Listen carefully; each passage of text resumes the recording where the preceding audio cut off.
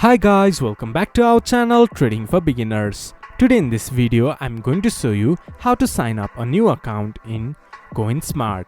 To do so, follow some simple steps with me. First of all, open your browser, then go to your default search engine. Then search Coinsmart. Then you can see login into your account option. Click to it, then it will take you to the login portal of Coinsmart. There in the login portal, you can see create an account option. Click to create an account. Then choose if you want an individual account or a business account. Then enter your email address. Then a password with at least of 8 characters with a combination of uppercase letter, lowercase letter, symbols and numbers. To confirm your password, retype your password here. Once you have entered all the details, click to I accept the terms and conditions, then click to create account. Then you will be signed up to Coinsmart. This is how you can sign up a new account to Coinsmart.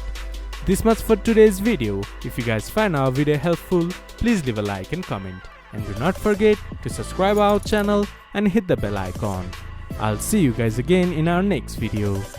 Thank you for watching.